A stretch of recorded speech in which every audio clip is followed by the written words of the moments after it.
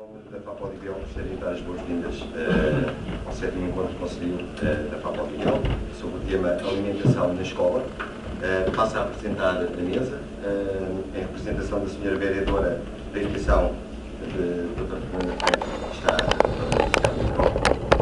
e obrigado pela sua presença. Em representação da FAPODIVEL, o meu caro amigo Adelino Ramos, muito obrigado também pela sua presença, e o Presidente da Associação de Pais da Escola Secundária da Remada, o caro amigo António Bourão. Muito obrigado e vamos dar então início aos trabalhos. Muito obrigado a todos mais uma vez. A alimentação na escola é uma preocupação que está assente no associativismo parental, portanto o associativismo parental, do qual a FAPODIVEL também está sempre presente e com bastante preocupação, pois esta questão da parentalidade não aparece só, não está só escrita nos Códigos Civil ou está escrita em direitos e deveres da Constituição da República. Portanto, são questões que os pais também têm que estar presentes e têm alguns direitos e alguns deveres. Portanto, é com base nesses direitos e nesses deveres que nós temos que educar os nossos filhos, portanto, alimentá-los e, portanto, promover o sustento, a saúde e por assim afora. Por aí à frente. Da mesma forma que nós também nos deve obediência e, portanto, acaba por ser, portanto, um conjunto de situações de interligação entre nós, os nossos filhos, as nossas crianças, as associações, portanto, todo este conjunto do qual nós estamos envolvidos e a FAPODIVEL preza por isso. Começo por saudar a mesa, portanto, em primeiro lugar, a doutora Célia Croca, em representação da Câmara Municipal de Odivelas e substituição da Sra. Vereadora da Educação, a Fernanda Franco, e também, a seguir, do lado esquerdo, o colega António Boanova, Presidente da Associação de Pais desta escola, do qual pertence também à FAPODIVEL, porque, portanto, o Presidente da Assembleia da FAPODIVEL, e que é uma pessoa que há alguns anos que se dedica ao associativismo e, portanto, tem algo a crescer aqui, portanto, e nós vamos aprender certamente com a experiência dele. De seguida, e uma vez apresentada à mesa, passaria a palavra à doutora Célia Croca, agradecendo desde já uma vez mais a sua presença e a quem, portanto, já houver algo que terá para nos dizer também importante relativamente a esta temática. Como o Adelino referiu, portanto, eu estou em representação da Sra. Vereadora, que, no entanto, virá para o encerramento, e ontem estivemos a perceber o que é que seria adequado uma dizer e a outra. E, naturalmente, a Sra. Vereadora irá fazer uma abordagem muito relacionada com aquilo que são as competências, as atribuições da Câmara Municipal de Odivelas neste âmbito, portanto, no âmbito dos refeitórios escolares, os projetos que nós temos desenvolvido, aqueles que pretendemos ainda desenvolver, as parcerias, e pensámos que talvez pudéssemos aproveitar também a minha presença, não só em termos de representação dela, ter conhecimento daquilo que também a Divisão de Educação faz, mas também procurar abordar esta questão da alimentação, ou melhor, o meu contributo para vós poderá ter muito a ver com esta questão de abordarmos a alimentação numa vertente que não aquela que estão nos painéis. Os painéis irão, portanto, ter as suas temáticas ao longo do dia, mas seria importante, talvez, reforçar aqui a importância da alimentação no desenvolvimento do indivíduo. Como vocês sabem, a alimentação é um aspecto fundamental do desenvolvimento da criança, portanto, logo nos primeiros anos de vida é um dos aspectos fundamentais para que o desenvolvimento se possa fazer da forma mais adequada ou dentro dos padrões que nós consideramos os padrões adequados de desenvolvimento, e desde logo desde que a criança nasce.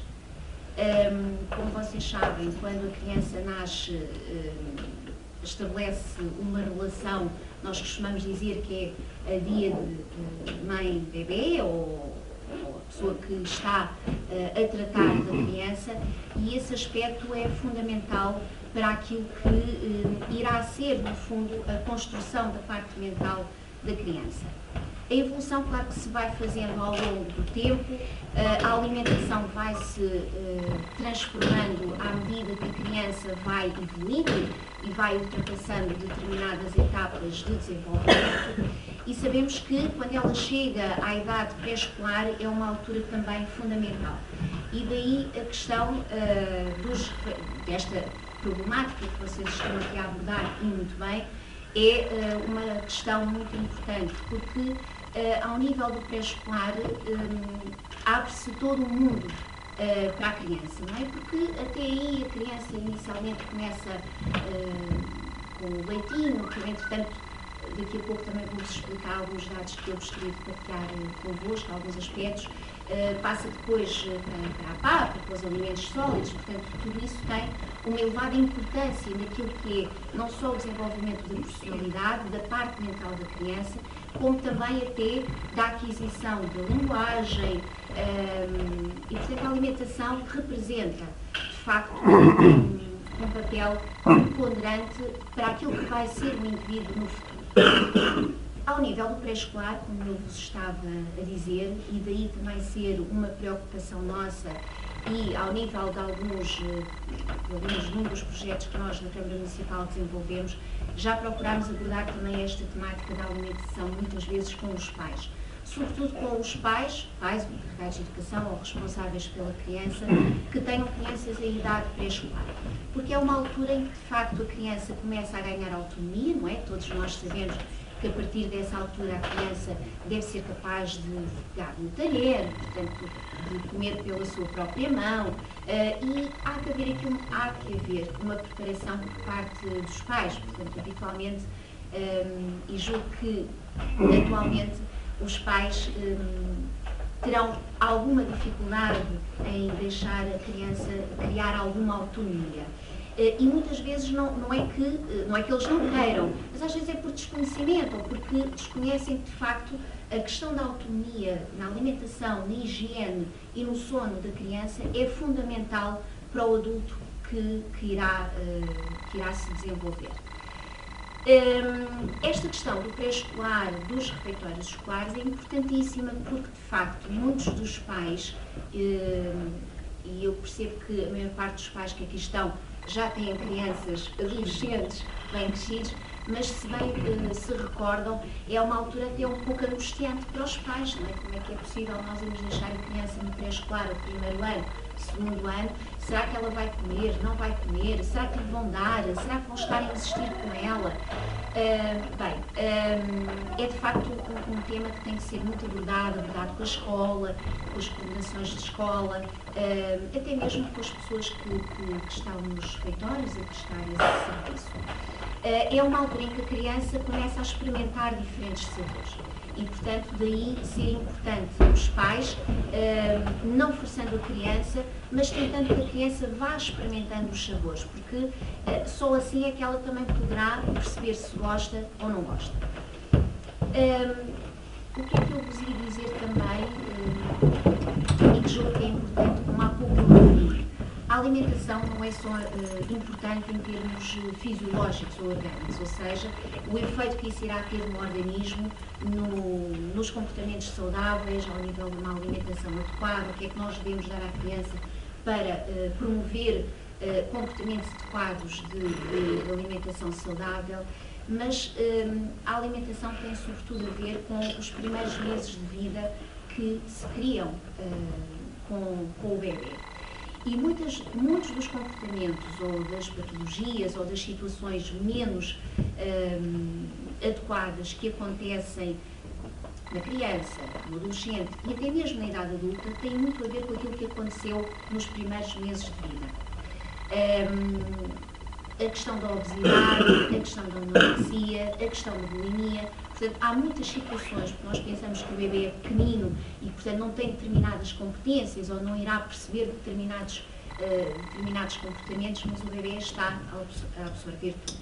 O que é que eu vos quero dizer com isto? É que a relação que se estabelece entre o bebê e a mãe ou a cuidadora do bebê é fundamental porque, como vocês sabem, o bebê, para estar bem, necessita de ser acarinhado, alimentado e estar com uma higiene adequada, não é? Portanto, todos nós sabemos se o bebê chora ou tem fome ou precisa de se mudar a fralda, etc. Portanto, nós, quando ele chora, nós experimentamos isso tudo. O que é que será? Será a fome? Será a fralda, etc.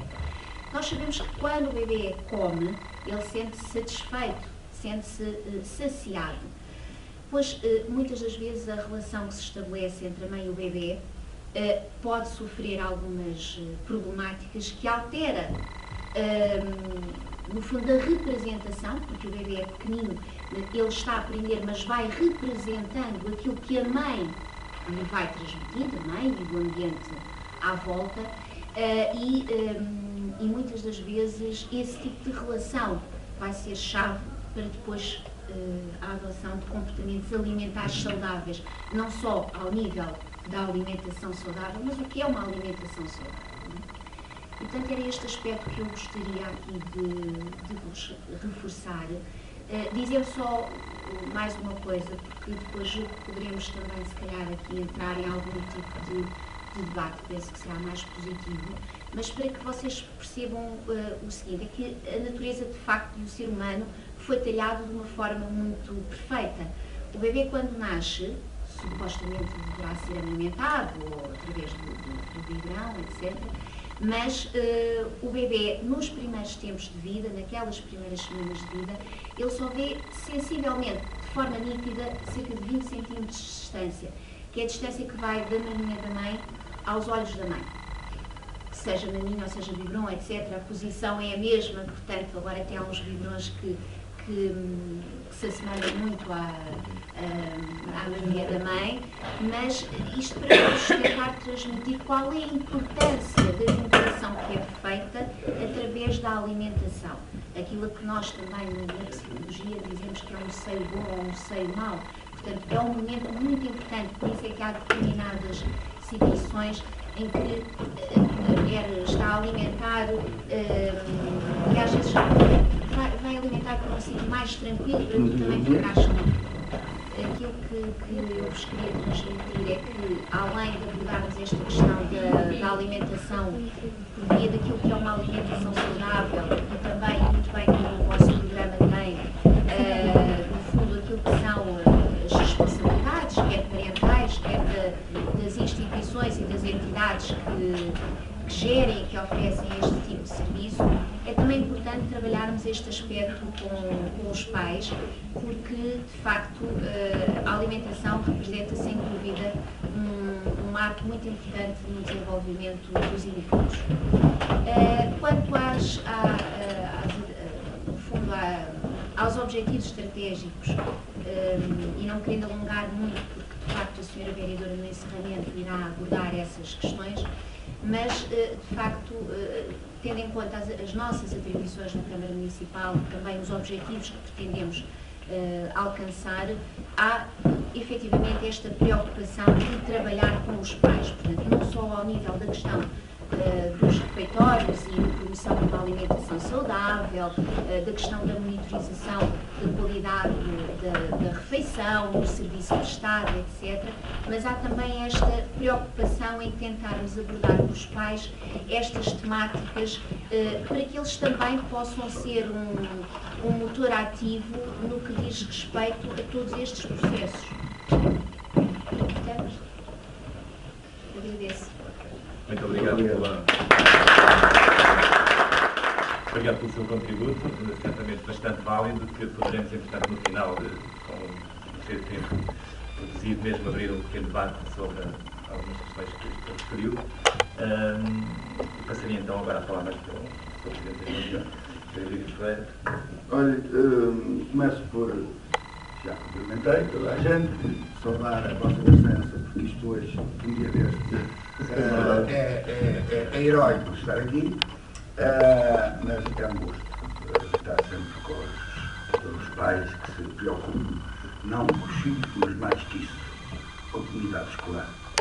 Porque eu fui fundador da primeira Associação de Pais que existiu aqui em todo o Conselho de Odivelas, que foi uma Odivelas, e uma das coisas que procurei é que não fosse para a escola sem os nossos filhos, fosse para a escola sem os filhos todos. E isso é fundamental. Já agora, o objetivo deste encontro me preocupa muito. Eu tenho, portanto, costumo dizer, eu sou nos outros, o poder local, eu chamo de poder local, aquele que está próximo das pessoas, os filhos, as crianças que aqui estão sobre mim. E, portanto, é o meu dever preocupar com as coisas importantes. E a alimentação hoje nas escolas, de forma geral, é uma pecha muito complicada, porque a alimentação processada está a ser utilizada desmesuradamente,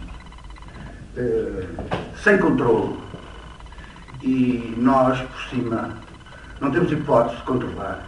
Os pais não controlam, a autarquia local não controla, de tal forma que se eu for, eu entro, tinha que chamar a polícia, mas vou ver, não tenho dúvidas nenhumas, vou ver o que está sentado a alimentação das crianças. Pelas razões que acabei de dizer, porque as crianças são tão muitas como os seus pais, porque eles não estão. E há vezes que se tem. As associações de pais que aqui acontece, tem que tomar isto em conta. E tem que acompanhar. E tem que ver como é que são feitos os contratos. E tem que ver como é que são controlados os contratos. E tem que ver como é que são servidos as crianças. Tudo isto eu tenho encontrado algumas coisas que me preocupam. Por isso é que eu dei muita atenção a isto e não há objetivos políticos que ultrapassem os objetivos humanos. Se não forem humanos, não são políticos. Porque a política está ao serviço das pessoas, se não estiver, não é nada. Não é nada. Esta é a visão que do Presidente da União de Freguesias Ramada Canessas. Preocupa-se que há situações, não basta dizer que se dá 3 refeições. É preciso ver que refeições. É preciso ver, não há muito.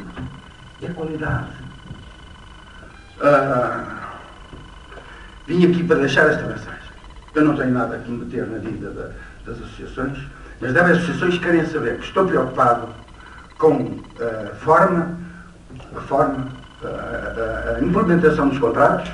Podem ter sido feitos de maior cuidado, mas tenham atenção. Se é verdade que nós, se não for a alimentação que a escola dá, alguns não têm mais nenhuma. Pior ainda, mais cuidado tem que haver. Que seja pouca, que seja uma refeição, mas seja boa. E que aguente, que estabilize e que seja equilibrada para a criança. Eu estou aqui numa escola secundária que, enfim, é mais difícil tocar nisto, embora eu tenha cá 4 netos. 4 netos. Tenho 10 netos, portanto, na maior, são distribuídos em todos os níveis. Também tive 4 filhos. Era o resultado claro. Agora, a questão é esta. O poder local, por exemplo, as juntas, tem muita pouca intervenção. Não podem ter intervenção. Eu tenho e porque terei sempre onde estiver. Mesmo que a lei me seja verdade, me dê essa possibilidade. Eu faço. Eu estico a corda. Está armado. As crianças estão em jogo, eu vou. E toda a gente sabe que eu sou assim. Se envolver connosco. Portanto, a questão... Exatamente. Agora, eu não estou aqui a dizer outra coisa que não seja. Estou preocupado. Estou preocupado. E tenho a certeza que a Câmara também está preocupada. Passei por lá e sei que se preocupa. Mas é preciso mais que isso. Acho que preocupação. É preciso ação concreta para que haja efeitos muito claros de que não é o mais barato, que é a melhor solução, não é também o mais caro, muitas vezes, que é a solução. O que deve ser o adequado e a criança, quando vem à escola, esteja na escola alimentada corretamente. Nem digo muito, nem digo pouco, corretamente. E tenho algumas preocupações e acho que não vou pôr mais nada, porque vocês devem saber isto tudo. E recebem em casa o feedback. Recebem, eu sei, eu também recebo. Desde o infantário, tenho um neto no infantário, recebo.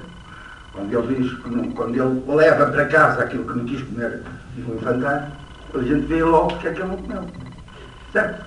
Portanto, isto é fácil. Bem, peço desculpa se não gosto.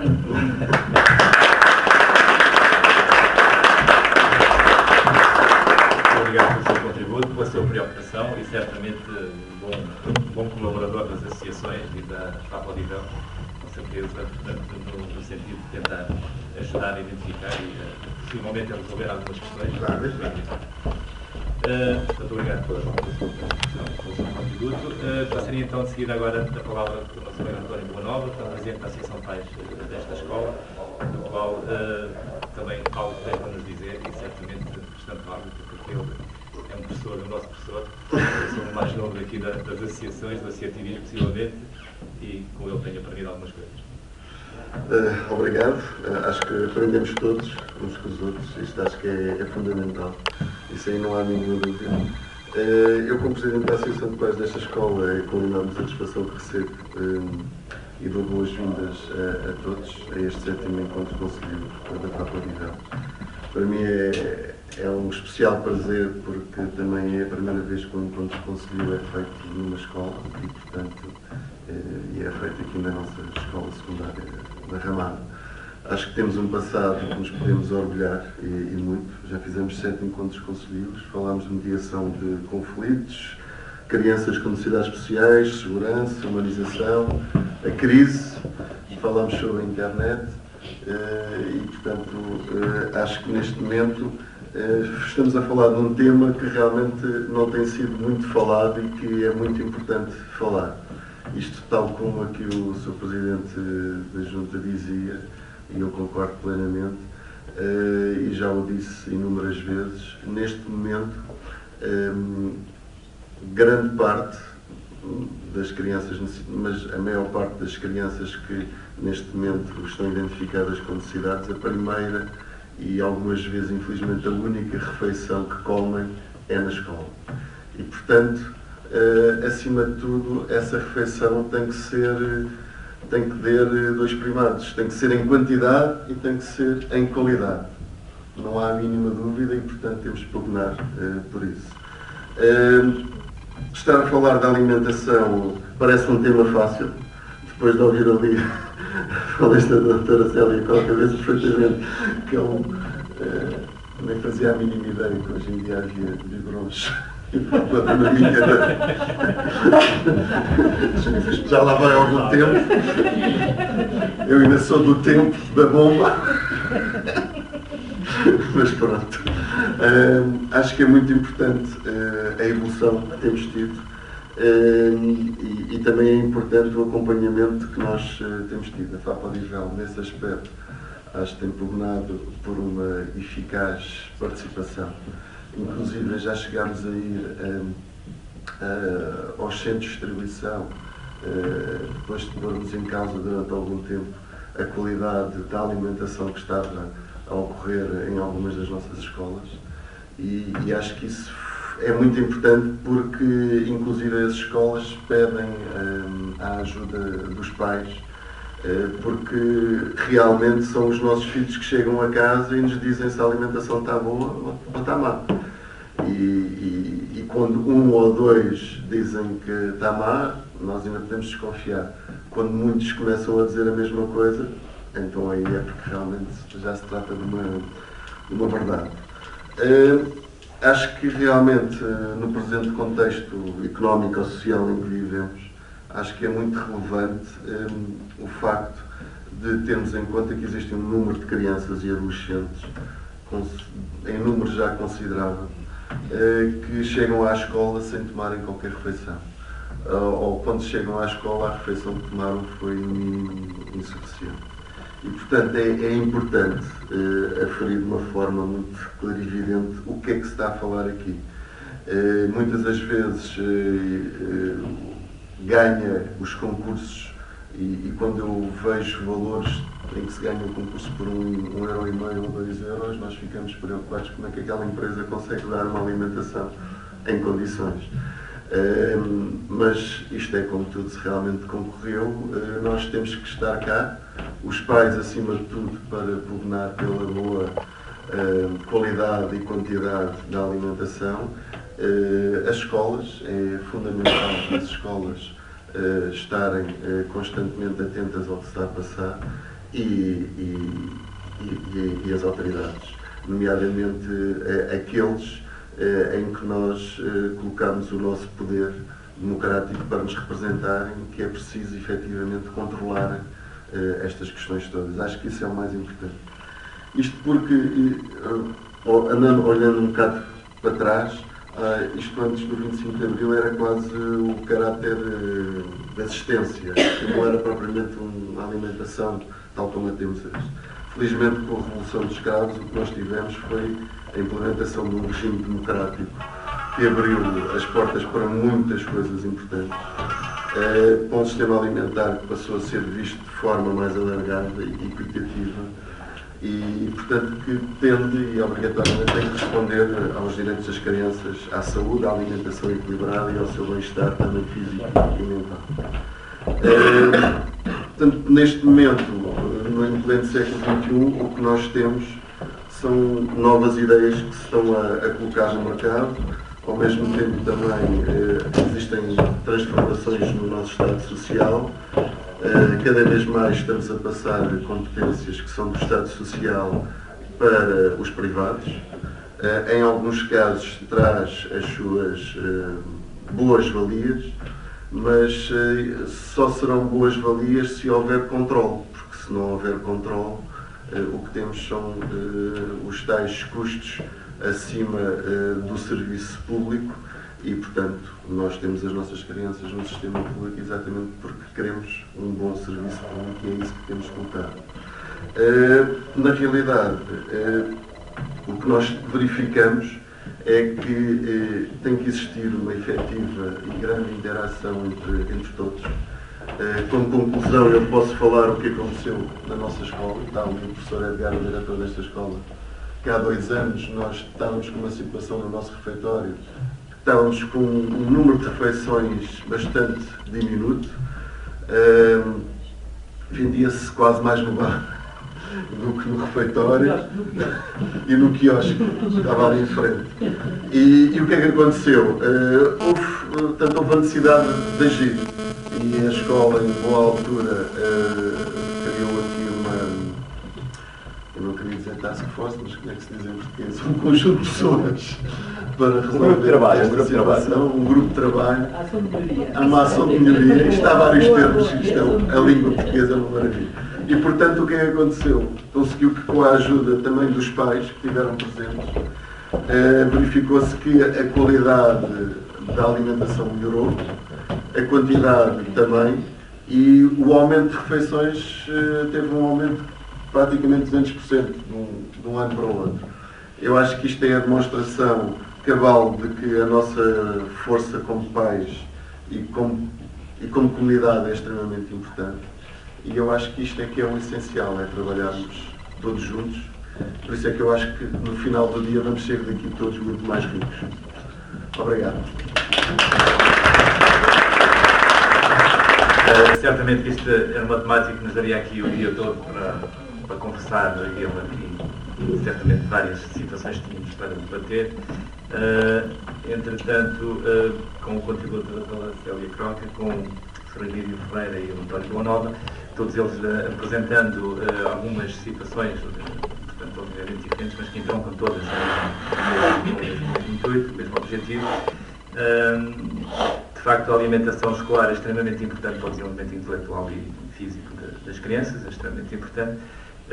Também, numas pesquisas que estive a fazer ontem ainda, para não vir aqui meio desprevenido, sei que efetivamente existe, o Ministério da Educação elabora um plano com critérios de avaliação geral, portanto, para o controle de qualidade, para a realização das avaliações das refeições, portanto, nas empresas que contratam, tal como referiu aqui o Sr. Emílio Ferreira. Depois, efetivamente, a dificuldade é existir esse controle, e esse controle tem que estar presente nas escolas, feito pelos pais, acompanhado pelas associações, por quem está presente. Possivelmente os pais até poderiam ter algum contributo e poder aparecer involuntariamente ou pontualmente num refeitório e poder aferir se a comida estava ou não estava com algum grau de qualidade, mas, portanto, existe um papel, existem esses critérios. Depois, são cumpridos, por vezes, aqui acaba por ser difícil. A doutora Célia falou aqui em obesidade também. De facto, a obesidade em Portugal é um problema. Temos cerca de 1 milhão de adultos obesos em Portugal e também cerca de 3 milhões e meio de pessoas pré-adultas. Isto é numa pesquisa que o colega António Boanova fez nos preparativos deste encontro. Portanto, é preocupante também, portanto, é uma temática bastante preocupante e terá a ver, possivelmente, também com o tipo de alimentação, a alimentação que, por vezes, as crianças comem, não só nas escolas, através das empresas que são contratadas para tal, mas cá também em casa, como a doutora Célia própria falou. Eu não queria deixar, e agora, aproveitando até porque proporcionou, também na pesquisa encontrei um trabalho de uns alunos feito numa escola de Braga, em 2008-2009. E achei curioso, e não ia deixar de vos ler aqui apenas esta primeira parte, em que os alunos do 12º ano da escola fizeram um trabalho e apresentaram sobre a alimentação. E eles dizem isto aqui num dos pontos que referem. É certo que as escolas não conseguem disponibilizar refeições 100% saudáveis aos seus alunos, mas ainda assim, contrariamente ao que se pensa, a nossa escola apresenta uma variedade de alimentos capaz de oferecer ao aluno uma alimentação correta. Mas depois diz a seguir, o grande problema reside acima de tudo na mentalidade dos alunos, que se restringem a um certo tipo de alimentos e, sobretudo, porque a maioria prefere almoçar no bar da escola, com toda a certeza apresenta uma qualidade de refeições menos ricas e saudáveis do que o refeitório. O bar da escola, na hora do almoço, disponibiliza aos alunos diversos alimentos. E referem também que, de facto, o facto de eles irem comer ao refeitório e o tipo de comida que lhe é prestado no refeitório lhes proporciona uma outra situação, que é o poderem socializar no próprio refeitório. Se a comida for saudável e se for agradável, certamente eles irão com mais frequência e certamente se sentirão melhor, mais felizes e socializam inclusive uns com os outros. Portanto, desculpem lá por esta referência, mas não pude deixar até porque o seguimento proporcionou-se. Entretanto, como tínhamos falado, já mesmo um pouco em cima da hora, mas poderíamos abrir um pequeno debate, se alguém quiser fazer alguma questão e lançar, portanto, à mesa, esteja à vontade. Portanto, uma nota já agora que, portanto, aqui falar da alimentação. Esta parte é muito importante, a qualidade, sobretudo os preços e tudo o que está à volta, mas há dois problemas que estão associados à alimentação que são gravíssimos também. Um tem a ver com a anorexia, que nós, por exemplo, aqui na escola temos um problema seríssimo com os adolescentes do não comer, e o não comer muitas vezes significa que não é que os pais não tenham, é sobretudo que eles não querem comer. E não querem comer porque é uma questão estética. E temos várias alunas, sobretudo do sexo feminino, que desmaiam porque não comem, porque não querem comer. E muito associado a isto, que eu acho que é tão grave como a questão da alimentação, é o alcoolismo. O alcoolismo juvenil é uma coisa verdadeiramente assustadora. Se quiserem ter percepção, se calhar já fizeram isso como eu, basta irem, por exemplo, ali à Zona de Santos ou à 24 de Julho, à hora do teatro, que é quando eu vou, e vejo jovens às 10 da noite, prostrados, completamente adolescentes, completamente bêbados, mas bêbados como alcoólicos, portanto, miúdos de 12, 11, que são os pais que os levam para esses sítios. Portanto, há situações que são inacreditáveis, há situações de alunos que às 10 da manhã estão como alcoólicos, 10 da manhã, e portanto com bebidas de todo o género e mais alguma. Portanto, esta questão é muito complexa. E sobretudo também, porque, por exemplo, Portugal neste momento é o terceiro país onde tem maior obesidade da Europa, onde existe maior obesidade juvenil. Portanto, são aqui alertas muito complicados. Curiosamente, nos países do Oriente, que estavam um pouco imunes também a isso, a China e outros países envolventes também já têm problemas graves de obesidade.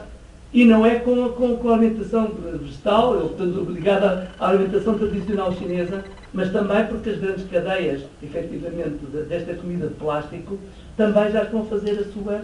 E este é outro problema, porque quando os chineses descobrirem os hambúrgueres, não é? Em termos ambientais, porque as vacas são, toda a gente sabe que em termos do ozono é o pior que existe, pior que as indústrias, vai ser uma bomba completa. Portanto, esta questão, a alimentação é verdadeiramente complicada, mas o álcool assusta-me profundamente, assusta-me, porque eu vejo que há um crescendo enorme por parte dos jovens, e ainda por cima que não têm a noção de que isto os faça mal. Portanto, foram feitos inquéritos e dizem, não, isto uma bebedeira por semana, cair à cova não é grave, grave é se fosse todos os dias.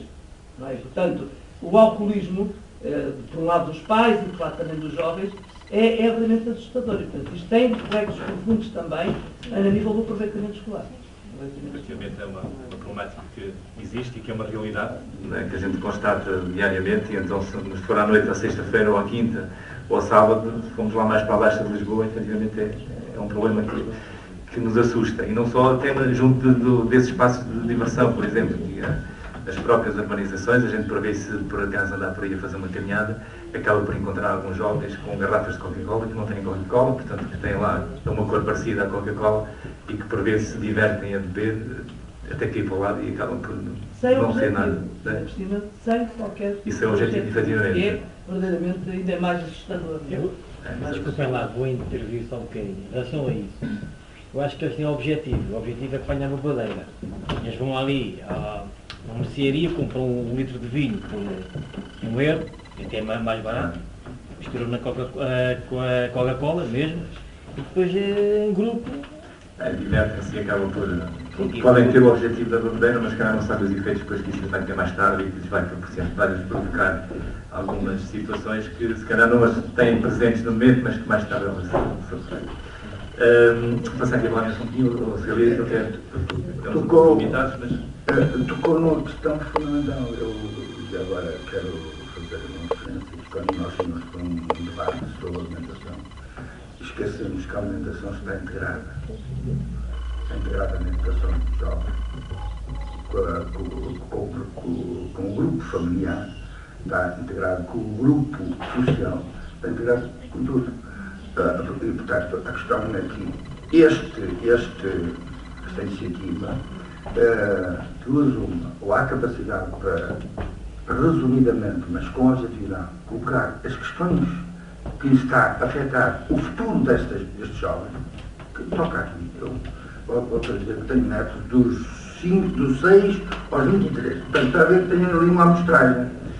E, de facto, está, acima de tudo, também ligado, não é só o fornecimento que a Câmara dos Contratos que faz, não.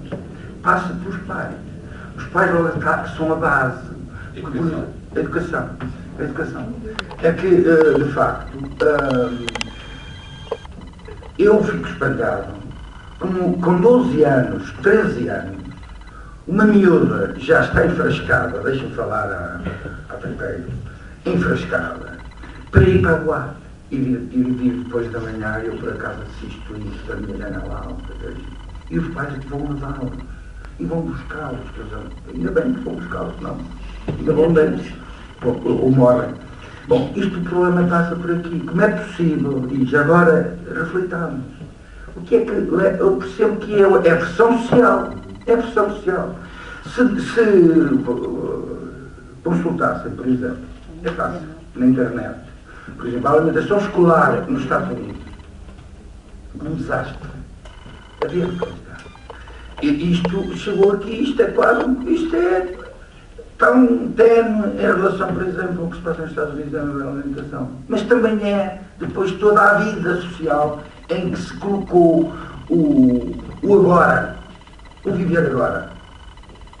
Não interessa o resto. E isto é perigoso. É uma filosofia que não ajuda ninguém. Liquida, nós estamos muito preocupados com as notas, e liquida o jovem no seu futuro. E os pais têm que refletir.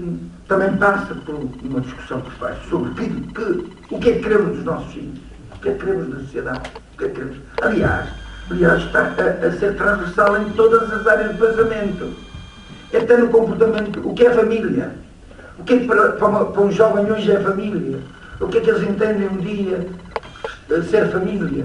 Isto tudo conta, porque se vamos integrar só a questão familiar no todo, que foi aqui dito, e já agora chama a atenção, se tiverem conhecimento que algum quiosque vende aquilo que não deve vender, aí a fiscalização é nossa e nós atuamos sem apelo nem grave. Isso não tenho dúvidas nenhuma. E eu, em relação a esse, aí, por exemplo, que está aqui bem próximo, passo a minha vida a perguntar aos netos como é que é, eles só dizem o que querem. Quero claro. Quero claro, os jovens só dizem o que querem. E o dizer só o que querem, não tomam isso por estarem a mentir. Só dizem o que querem. Portanto, a sociedade que temos hoje, e nós temos os pais, todos nós, o cidadão é responsável pela sociedade que vamos deixar. E somos mesmo. É que aqui, não há mais ninguém. E pode haver aquele regime, ou aquele. Se os pais não tiverem preocupação desta questão, integrar todo o comportamento dentro disto, já agora vou-me calar, porque estou a ver ali um deles no ar, um jovem que me vai ensinar alguma coisa. Uma inscrição jovem, portanto, vamos ouvir o O contributo. professor Edgar falou nos casos de anorexia. O que é que nós podemos fazer para mudar isso? É que eu já vi muitos casos de anorexia e não sei como agir. Se calhar me passaria a palavra do Céu, seria mais oportuno. Bem, então, antes de mais, o que o Presidente Eulídio referiu é verdade. Eu penso que já teria também tentado reforçar essa ideia. A alimentação é, sobretudo, um comportamento social, portanto, e que nos acompanha durante toda a vida. Portanto, nós, para convivermos, nós convivemos à volta de uma mesa, nós estamos habituados a grande parte da nossa rotina ser feita com base na questão alimentar. Daí que eu iniciei o meu contributo tentando acrescentar algo mais ao vosso programa, porque de facto a alimentação é mais do que esta questão, e muito bem, dos refeitórios escolares, da monitorização, da qualidade das refeições, etc. Sem dúvida, temos que pensar sobre isso, como melhorar. Sabemos que não iremos atingir a perfeição, mas há mecanismos que permitem melhorar, sobretudo se os pais também estiverem atentos. Mas estas questões ligadas com os comportamentos alimentares saudáveis ou não, era de facto aquilo que eu queria aqui reforçar. E, sobretudo, essa questão da anorexia e até da bulimia, embora não menos frequente que a anorexia, é um aspecto que nos deve preocupar a todos e aos pais, sobretudo de adolescentes, que devem de estar atentos. A anorexia é mais frequente na adolescência, é pouco frequente na primeira infância, nos bebés, mas existe. Por isso é que eu vos falei da questão da amamentação e da relação que se estabelece entre a mãe e o bebê, ou o cuidador do bebê. E essa relação vai ter uma importância muito grande nos comportamentos que o indivíduo vai adquirindo. Contrariamente àquilo que não sei se será bem contrariamente, mas está provado e as investigações indicam, os estudos indicam, que nem sempre os jovens anoréticos, ou até as crianças anoréticas, são devido às questões sociais, ou dos mídias, da televisão, ou das telenovelas, dos modelos, etc. Várias investigações indicam que não é isso que está na base dos comportamentos anoréticos. Aquilo que está na base dos comportamentos anoréticos, e aí sim, eu já vou responder à tua pergunta, tem a ver com a construção da personalidade e aquilo que, nomeadamente ao nível da autoestima, da confiança pessoal, do sentimento de segurança. E isso só é obtido através da relação que se constrói familiar ou de quem trata e quem cuida da criança. Bem, chegada à parte da anorexia num adolescente, aquilo que é importante, e caso tu tenhas amigas que desconfies que têm esse tipo de comportamento ou que estão em vias de ter esse tipo de comportamento, há uma situação que eu julgo que seria adequado tu fazeres. Por um lado, aconselhares a tua amiga a falar com alguém, um adulto que possa, porque um adulto tem sempre um pouco mais de experiência ou conhece sempre melhor determinadas situações, mas que essa tua amiga ou essa jovem que tu conheces possa falar com alguém, possa trocar impressões, porque se calhar ela não está a ver bem o que é que está a fazer, se calhar está a fazer, e isso sim acontece e começa a acontecer cada vez mais, grupos, e muitas vezes são grupos que aparecem nas redes sociais e os jovens vão aderindo a esses grupos. E, portanto, aí sim acaba por ser um fenómeno de grupo. A anorexia pode ser um fenómeno de grupo. A anorexia, os comportamentos de automutilação, a questão também do álcool ou dos comportamentos aditivos. Está muito na moda os jovens, os adolescentes aderirem a grupos restritos e a grupos privados e por isso é necessário ter muita atenção, e ainda bem que fizeram um dos vossos encontros relacionado com a internet segura, porque os jovens muitas vezes inconsequentemente, porque o jovem naturalmente é desafiador e coloca em causa tudo. Nós já fomos jovens, vocês já foram jovens e sabem que tinham comportamentos de risco e a diferença é que a diferença tinha a ver com a nossa personalidade, não é? Portanto, havia uns que tinham os comportamentos de risco e que de facto se calhar arranjaram graves problemas e outros que não. E isso tem a ver com a personalidade. Portanto, o ideal era se a tua amiga falar com algum adulto que ela confia, se porventura não for o pai ou a mãe, uma amiga mais velha, uma professora, a psicóloga da escola, alguém em que ela confia, e aí sim tentar-se perceber qual é a ideia dela, o que é que ela pensa, o que é que se passa pela cabeça, porque é que de facto ela não quer comer. Muitas vezes tem a ver com isto que eu estava a explicar, a anorética, sobretudo a mulher, a adolescente, tem como objetivo atingir a perfeição. E, portanto, como eu disse há pouco, a alimentação não é mais do que nós sentirmos-nos saciados. E, portanto, quando nós restringimos a alimentação, é porque não queremos. Saciados implica prazer. E, portanto, quando nós restringimos a alimentação, é porque não queremos ter prazer. Não é? E, portanto, isso tem a ver com o comportamento da anorética. Claro que depois o grupo social e a pressão do grupo é muito forte, sobretudo na adolescência. Como tu sabes, no teu grupo de amigos, tu traz amigas que são aquelas que dizem que sim a tudo, não é? Depois tens outras que mandam, tens outras que umas vezes dizem uma coisa, outras vezes outra, enfim. E com isto, há muitas jovens que são arrastadas para este tipo de comportamento. Portanto, eu aconselho a falar com um adulto que ela confie, que ela goste, para poder trocar algumas impressões. Obrigado. Respondeu à tua questão? Tá. Obrigado. Mais alguém quer colocar uma questão? Portanto, estamos já em cima da hora e um pouco com o tempo apertado. Não tendo, portanto, vou uma vez mais agradecer a presença da Sra. Eletrónica, o Guido Ferreira, o amigo António Boa Nova, os contributos que efetivamente nos prestaram, que, como vocês viram, tínhamos aqui tema para falar toda a tarde e, portanto, não conseguimos possivelmente escutá-lo durante toda esta tarde.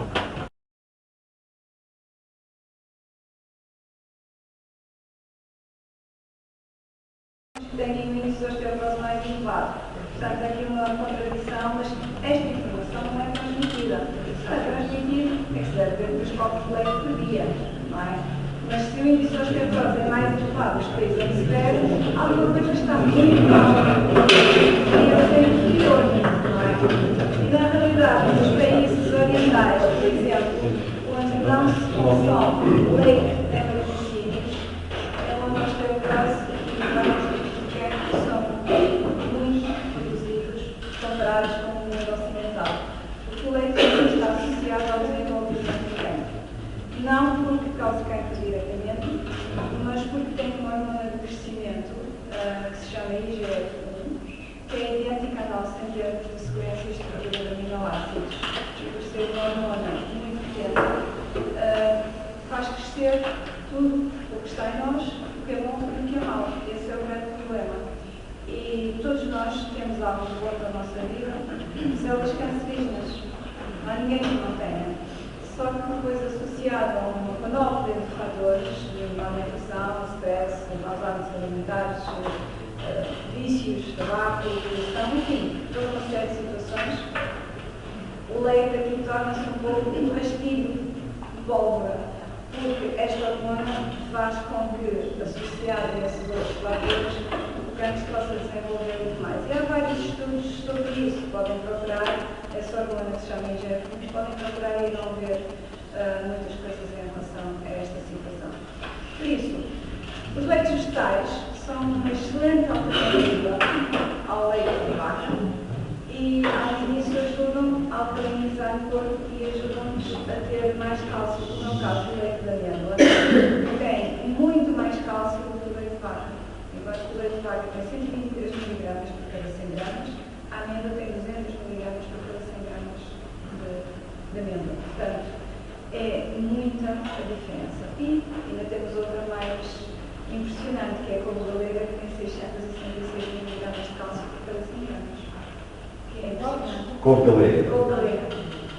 Portanto, só que há aqui uma questão por trás disto tudo, é que estou no livro que dá o leite. Por isso temos uma indústria alimentar que tem um grande poder económico. Claro que às vezes as pessoas dizem, mas se deixássemos de beber leite, depois ia trazer uma série de problemas a nível da economia. Eu aqui apenas digo que cada um sabe o que é mais importante, se é a sua saúde ou se é a economia. Mas isso é uma coisa que cada um poderá descobrir por si mesmo. Sugiro-vos, se tiverem vontade de fazer, se consomem leite, que deixem de consumir leite durante 2 semanas. E depois voltem a consumir. Mas têm que fazer leite e laticínios, tem que ser tudo. Se fosse só leite, continuarem a comer queijo e iogurte, e assim não vai aguentar nada, não vão perceber. Mas durante 2 semanas, façam a experiência, não ingiram nada de laticínios. E depois voltem a ingerir. Assim podem perceber se é uma coisa ou não. Além disso, nós também deixamos de ter enzimas de lixeiro ou lactose a partir da infância. Portanto, adultos beberem leite não faz muito sentido. Não podemos digerir, portanto estamos a consumir um alimento que na realidade acaba por nos causar vários tipos de distúrbios. Eu sei que isto é polémico, sobretudo porque isto não é o convencional, não é o que costumam consumir, não é? Mas eu acho que depois o mais importante é cada um fazer a experiência por si mesmo, perceber se é bom ou não, não é? Eu não digo que haja um tipo de alimentação que seja boa para todas as pessoas. Para nós é diferente. Portanto, se calhar para algumas pessoas é bom comer carne, outros é bom comer peixe, outros é bom serem vegetarianos, outros é bom serem macrobióticos. Cada um tem que perceber o que é bom para si. Agora, o que é mais importante é isso, é que cada um perceba e sinta o que é bom para o seu próprio corpo. E não apenas seguir aquilo que lhe dizem sem perceber. Esse é o aspecto fundamental. Bom, a outra coisa que eu fiz, que está aqui feito, não está totalmente como é suposto, porque deve vir ao frigorífico, que também vai ficar um pouco, que é mousse de chocolate. Todas as pessoas gostam, só que esta não tem ovos. É feita com bananas. Ou pode ser com abacate também. E utiliza-se ou bananas ou abacate, e depois junta-se cacau em pó, ou chocolate, ou farinha de alfarroba, junta-se tâmaras ou ameixas, junta-se uma pitada de sal para realçar o sabor dos chocolates, e depois pode-se adicionar também o gosto de canela, noz moscada, gengibre, pode adicionar um pouco de coco por cima, além do abalado, enfim, o que desejar. Portanto, isto permite uma grande diversidade de sabores.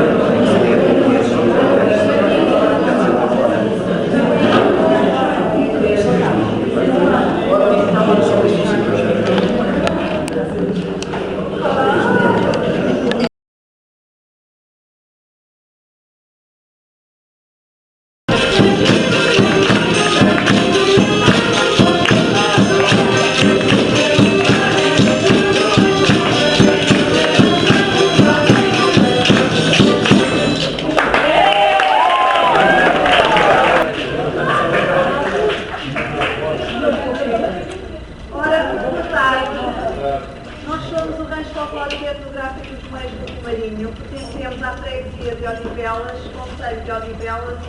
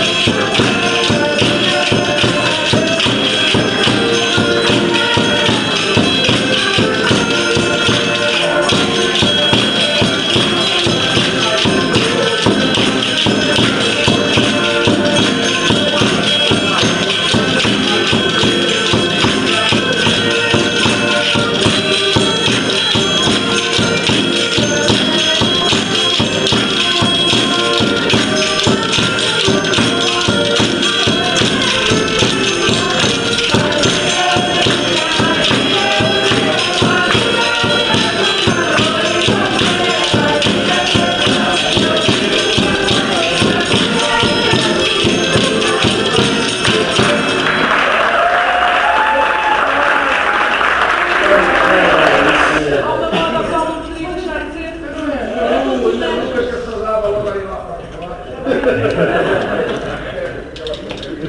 Para todos os anjos que querem ser salões, para todos vós, o baile de salões.